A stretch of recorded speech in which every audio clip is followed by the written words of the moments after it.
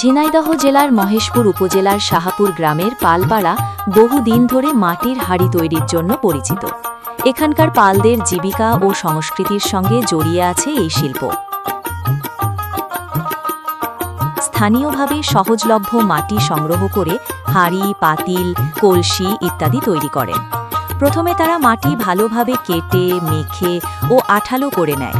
তারপর কুমোরের চাকার সাহায্যে হাঁড়ির আকার দেওয়া হয়। এতে হাঁড়ি মজবুত হয় এবং রান্না বা পানি রাখার উপযোগী হয়।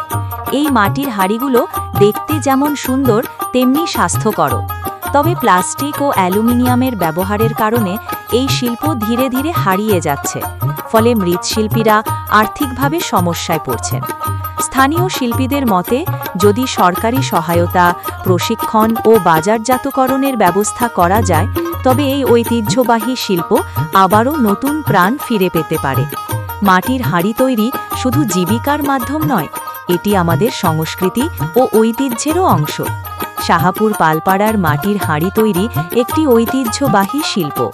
আধুনিকতার চাপে এটি হারিয়ে যাওয়ার ঝুঁকিতে আছে। তাই এই শিল্পকে টিকিয়ে রাখতে সমাজ ও সরকারের উদ্যোগ প্রয়োজন।